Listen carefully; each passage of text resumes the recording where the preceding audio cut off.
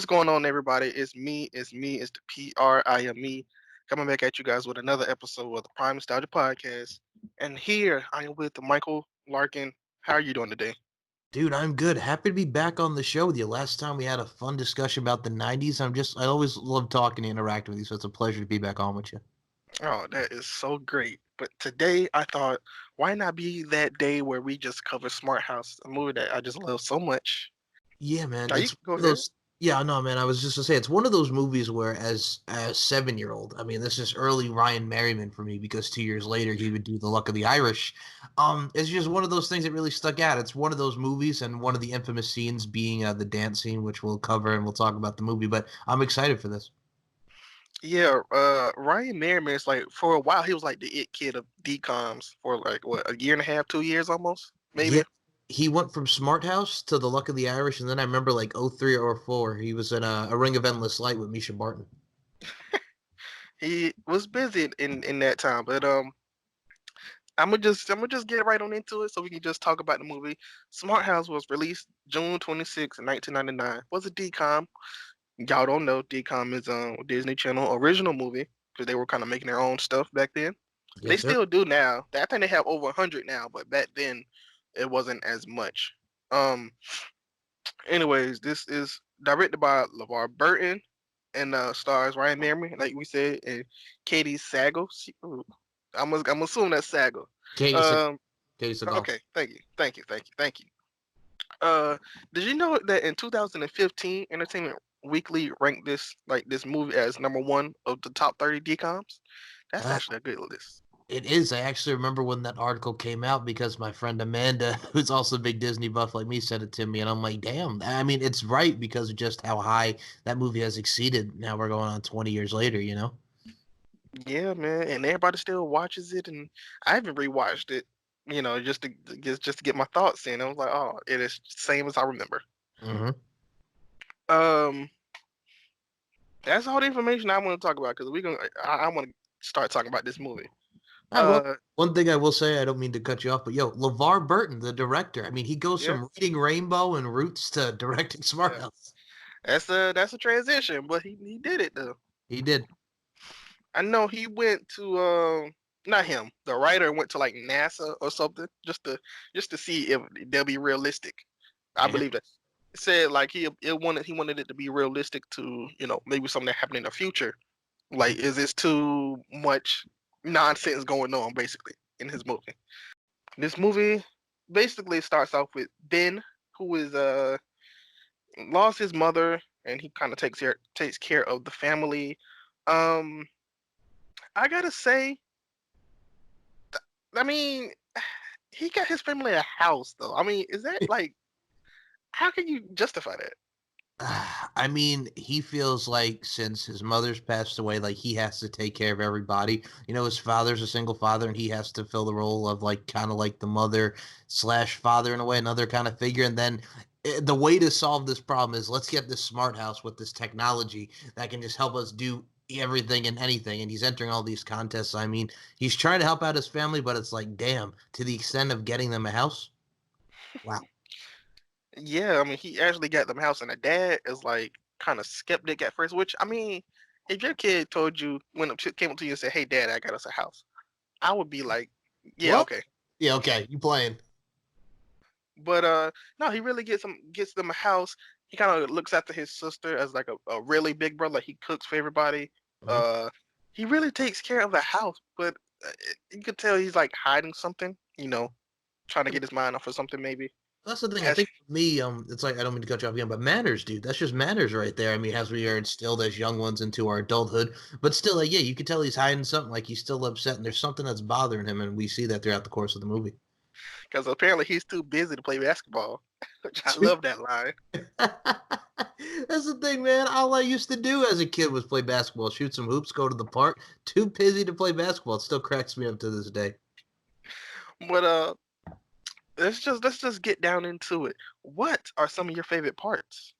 Okay, so some of my favorite parts is probably well when he realizes he won and then he like freezes up because here comes Gwen Petroni trying to just talking to him Which and he's is, like, I mean, honestly, I would have not talked to her, to be honest with you. really? Yeah. To be completely honest, she ain't never talked to him before, and now all of a sudden he got this big house, this famous house. Now all of a sudden she wants to talk to him. Oh, all right. Well, yeah, I see your point, but still, Yeah. the most popular girl in school. And then all of a sudden, all right, we'll get to her later on because there's something I All want right. to. Okay. Okay. Okay. But yeah, that part, and I mean, I think probably just the fact like he keeps entering and entering, then he falls asleep, and then he wins. And I think what cracks me up just is also the girl, friggin', excuse me, Sarah Barnes, is just with the rat. That also cracks me up, the rat butler, because I'll be honest, after a while, and still 20 years after, I did not know what a rat butler was, and then I looked it up. It's a Gone with the Wind reference, for God's sake. So I mean, there's moments like that, but I have to say probably the Gwen Petroni part, and also just probably the sister dancing to "C'est La Vie" in her bedroom, because it takes me back to Europop 98, 99, and obviously the concert scene where the party Oh, starts and the house is yeah. jumping. Yeah, those are some of my favorites that really lead into where we are with the Smart House. I have a lot of favorite scenes too, but for one, I just noticed this when I was watching this movie. By the way, people, I did a reaction to this whole movie. It's on YouTube, so if you want to go check that out, you can. But anyways, I when I was watching, I noticed that they all sleep not facing like the wall or the TV or whatever. Is that weird, or does people usually do that?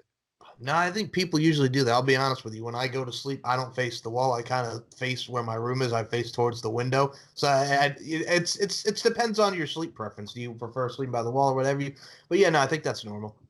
Yeah, because like literally their whole wall is a TV, and then they don't watch it to go to sleep. So Yes. I just thought that was weird.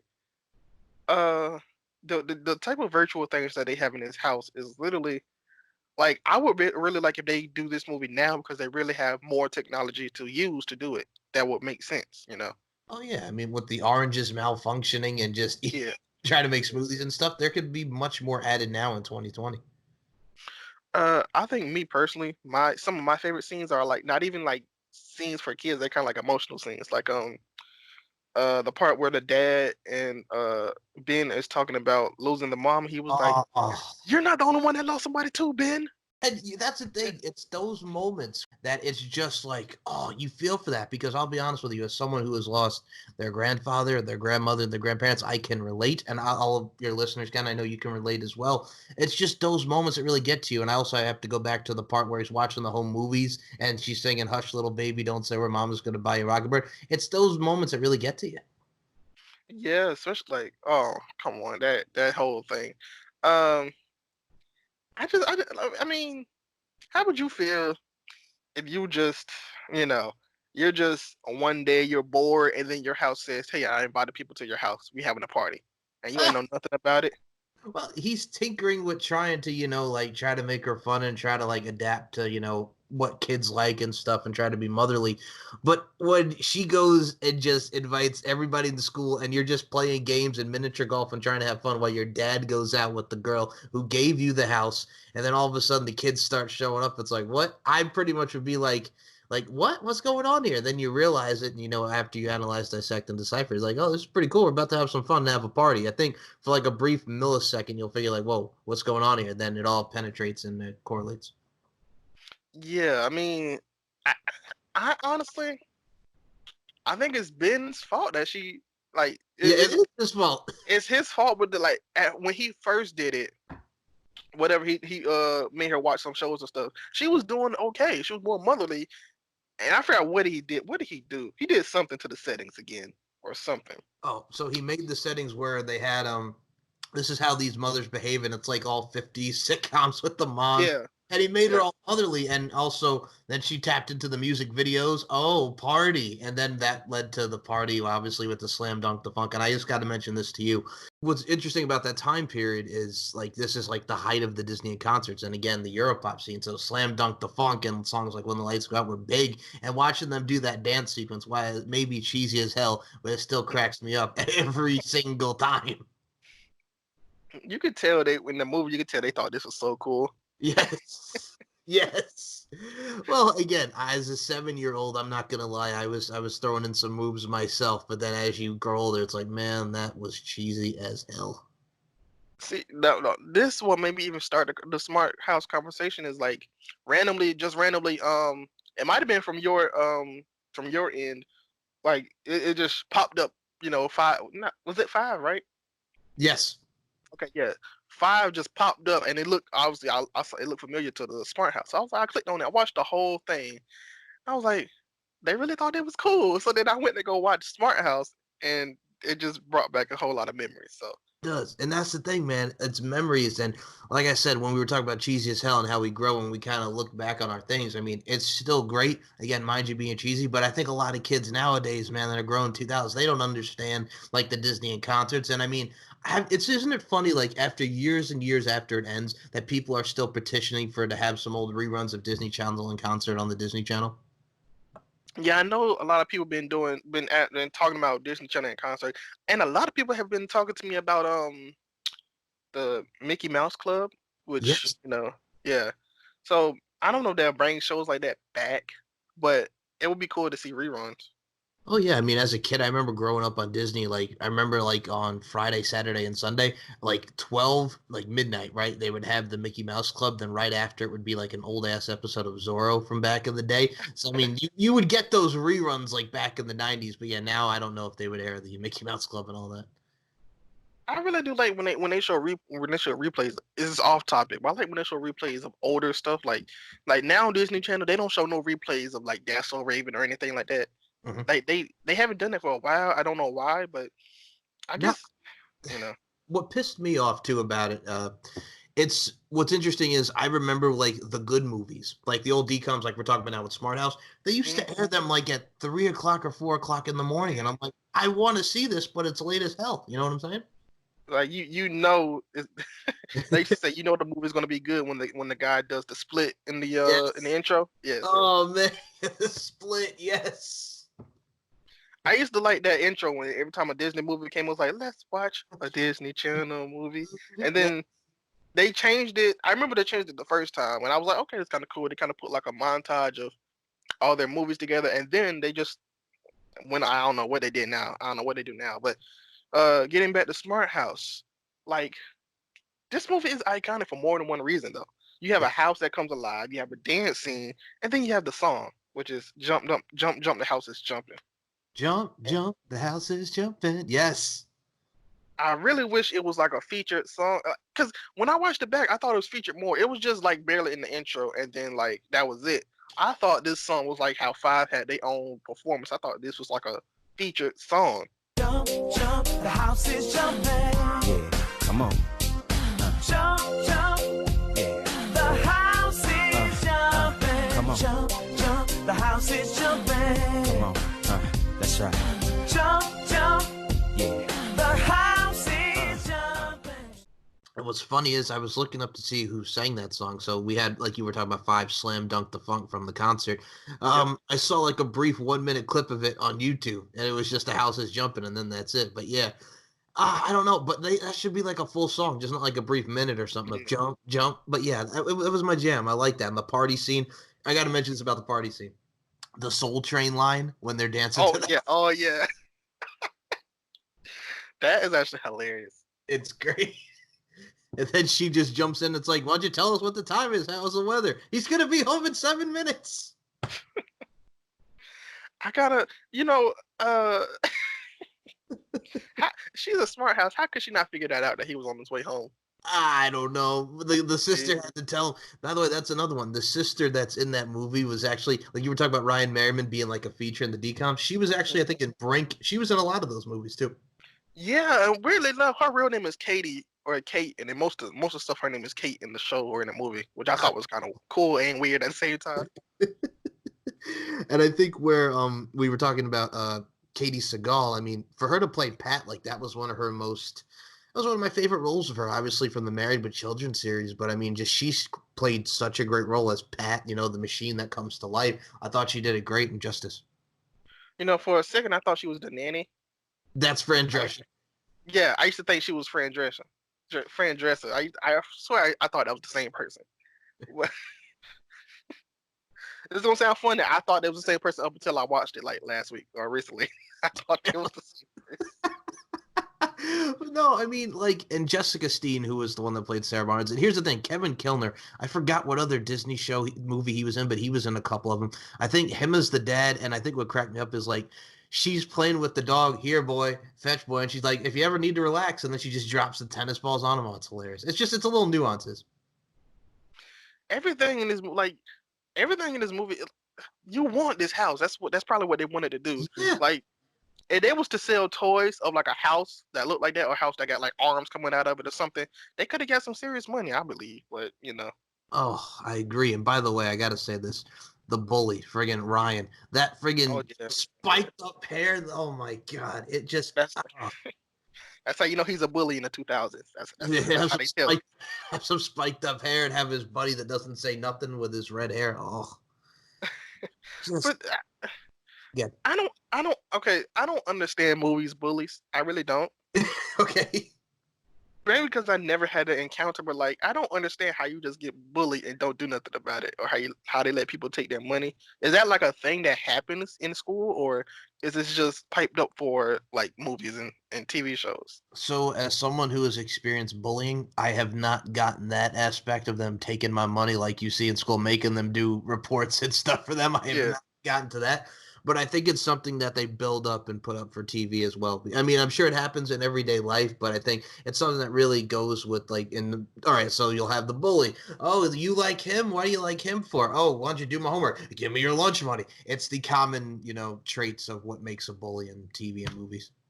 Yeah, I mean, like, can't they just say no? What they gonna do? Beat him up, and then after they beat him up, then I mean, Oh, wait, hold on. When he got punched in the eye and she pulled out the steak, that was the most yeah. ish thing I've ever seen in my life. That is so 50s. And she was upset. They have no reason. I should march down there myself. It's so great. But no, I mean, like, the fact that he got his at the end and she had, like, the skull, like, floating in and then just kicked him out of the house, it was hilarious. Yeah, she had a special surprise for him. Which, how you gonna be a jerk to somebody in their own house? That's come Just on, man. not manners. And then the father comes back and then they think they're scot-free, the floor absorbers, and then, oh, here's Gwen Petroni's sweater. Oops. I mean, I don't even think the dad would have noticed it if Ben wasn't like, "Oh, a sweater!" Like, I think the dad wouldn't have noticed. I wouldn't notice Everything that. went smooth as silk. And then pan to the sweater. Well, hey, we can talk about this movie for days. I kind of want to talk about like some character moments. What do Yeah. you think is Ben's like most character moment in this movie? I think the most character moment, besides flirting and going all nuts over Petroni, I would probably have to say just the fact that towards the end, where she's just like singing the mother's, hush little baby, stop, I hate you like this. You're not real, Pat. You're not. You can't be our mom, Pat. You're not real. And then she just starts and comes back down to her normal size and tries to put her hand through the cheek. You didn't feel that, did you? No, not at all. I think that was really telling. I think that's one character trait about him. Okay. What about the dad? Because the dad started off skeptical about this house, and then he he seen the house in the newspaper. He was like, whatever, a house. And then he seen the person who made the house. He was like, oh, okay, yeah, let's go to this house. I think if you got a pretty lady in the newspaper and you want to get that house and you're interested, you take the house. But no, I think with him, he was a guy that was lonely. He was a guy that hasn't gotten out since the passing of the mother. And I think for her character, Sarah Barnes being nerdy with the rat and just, being so sweet, nice, and smart, I think it made for a great fit, and it really had a lot of chemistry and dynamic between the two. Yeah, because I mean, he was trying to go out with people, and then Ben would be like, hey, I forgot Monica called you on Friday, and today is Tuesday, so things happen. She wasn't right for you anyway. Yeah. Well, I Like, think come that's on. also that's the common thing too when you're like say like a divorce or a parent's death or what have you. That's kind of how you are. You're kind of like I mean, nobody can replace our mother, so you have that mindset of just always wanting to protect your family. So I kind of agreed with the sentiments. I understood putting myself in the mind of a 13-year-old. Well, yeah, still. I mean, for him to like just be rude to Yeah. her though was kind of messed up though. Oh my God, yes, with your big, ginormous brain, and I'm like, bro, what? Yeah, he could get rude at some point. Let's talk about. To be honest with you, even though they weren't really in the movie much, his friends, his main two friends, I guess he had curly hair, or like his hair was like kind of curly. That dude's name was Johnny. Yes. Yes. how 90s of movie friends are they? They just look like typical 90s movies, like the main guy's friends. Oh, of course. And I think what that is, I mean, the other kid really didn't say much except like, yo, Gwen Petroni, the hottest girl in the 8th grade, is talking to you. And then the other one's like, that's enough out of you, Munchkin. I'll talk about when you were dancing to the Sound of Music in my shower, my shower cap on. I mean, And I missed it. He's and I like, missed it. That was like their moments, but he was just kind of like, they were just their friends. He was along, they were their pals, and then, just the dance scene. I think that's the thing that everybody remembers about those two. The dance scene and them just being his pals. That's about it. Those only 2 scenes that they were in. So Yep. I just wanted to bring them up because it was like they look nerdy, but then like I said, when the dance scene come on, they just think they're so cool. And it's just fun. It's just hilarious to me, I guess. Oh yeah. Well, the best is Ryan Merriman throws the remote down. Let's get some kick butt music videos.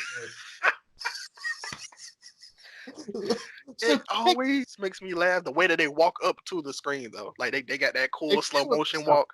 It's the swag. It's the swag. Well, and then there's the party scene where he's like, girls, you want something sweet, and then he's trying to be all slick besides me, and I'm like, what? And then he's like, show me the honey pat, and I'm like, this is what? Oh my gosh. I also like the part where Pat glitches. Not glitches, but she's like, you can't leave this. What did she say? You can't leave if you don't pull your pants up or something.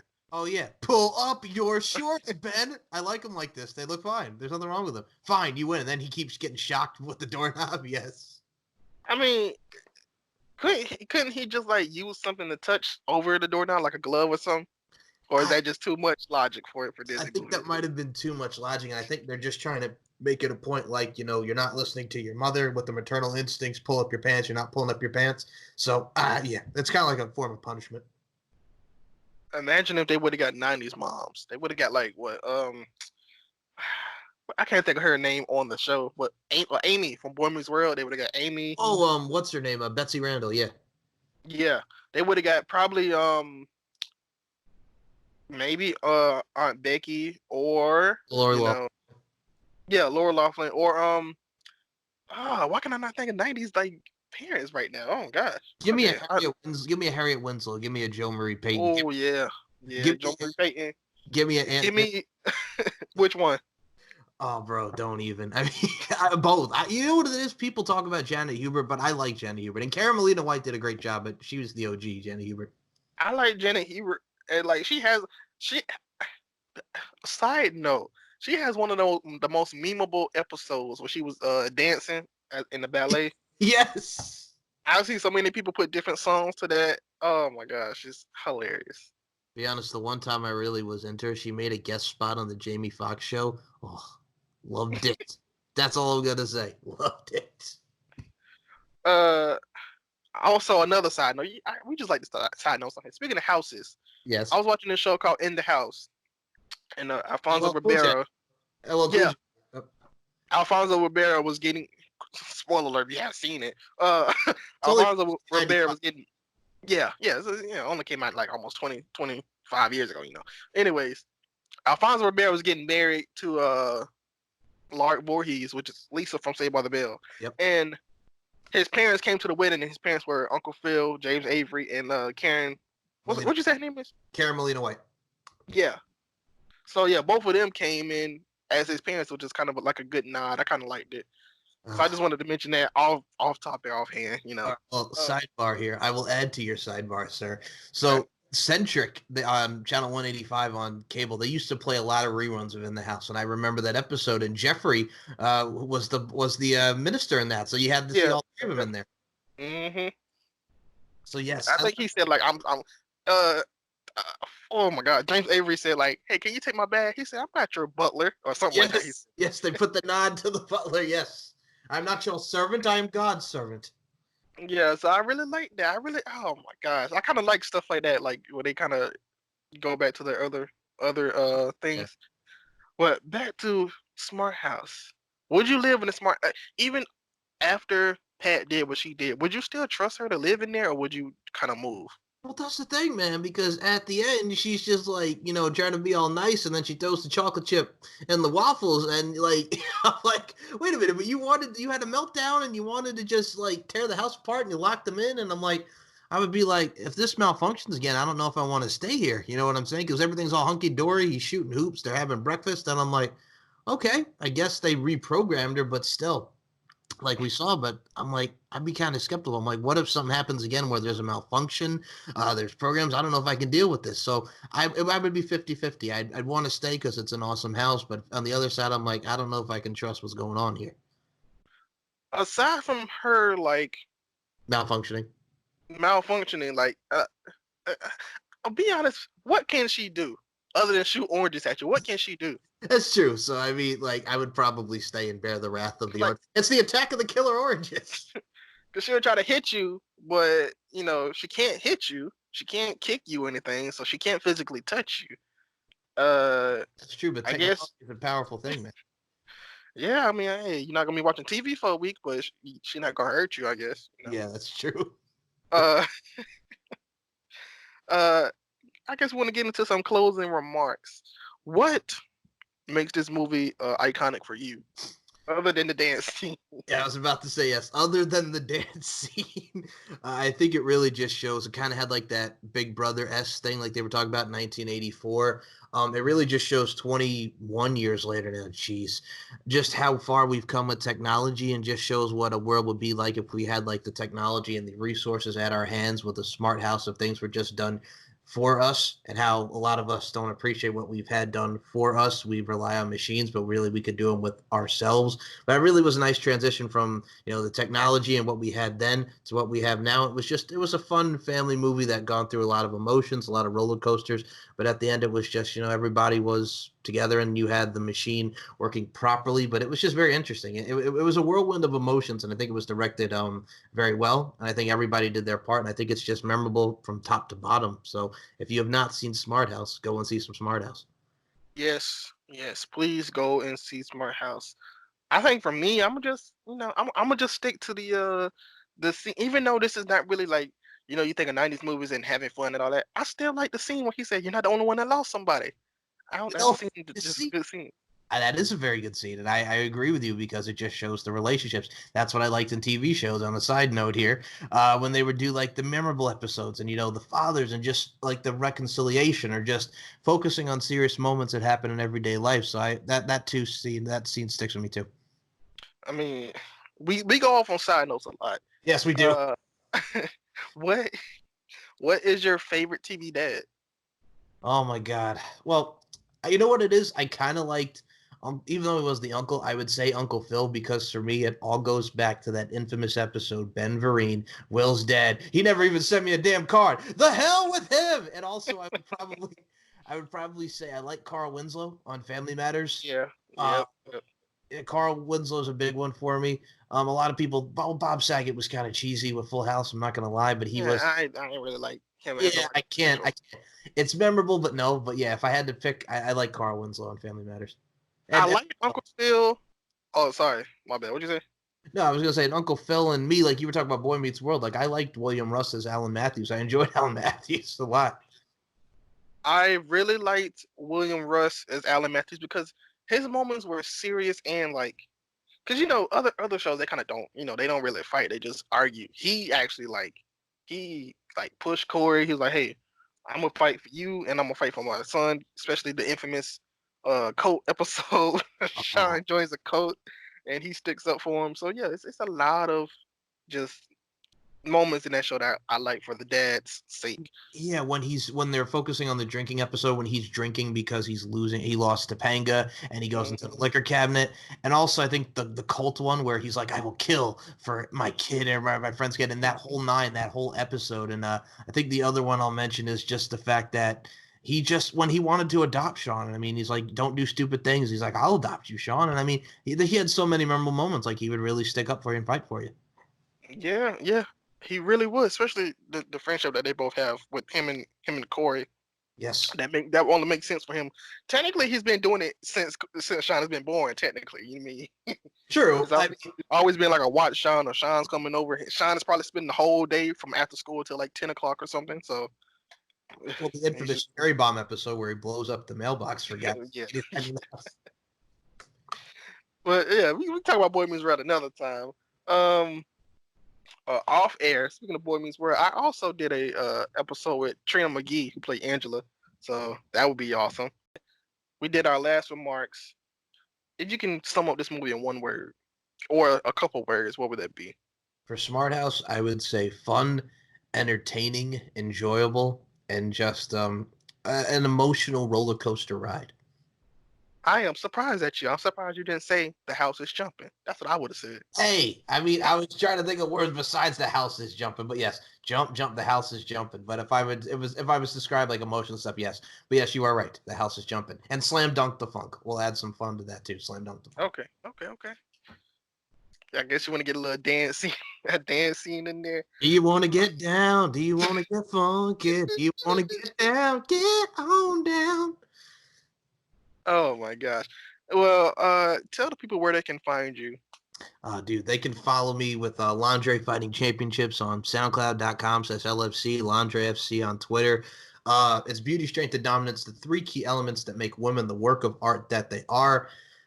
Yeah, we're available everywhere on iHeartRadio, wherever you get your podcasting platforms. And for me, you can check me out on Twitter at SMShow1 or at MCL92. And if you want to follow my pop culture history podcast, it's pop_culture_pod on the Twitter machine. And if you want to follow all my work, it's simple. All you got to do is type into your search engine steveandmikeshow.com. That is steveandmikeshow.com. And you will get all of my podcasting episodes from pop culture, from interviews, and a whole lot more variety. So steveandmikeshow.com, the Twitters, the whole nine. Just type in Michael Larkin, and I will be there. He did a full episode on the Disney concert series, which also he reeled me in because his the picture of the whole thing was a 5, so I was interested. You're welcome. So go check that out too, guys. And you can check me out on Twitter and Instagram at KVNG Primetime. Go check out Prime Nostalgia Podcast anywhere you get your podcasts, like you're doing now, or on YouTube. We do stuff like this. And I gotta say, Prime Time is all the time. To the end of the road, still I can't.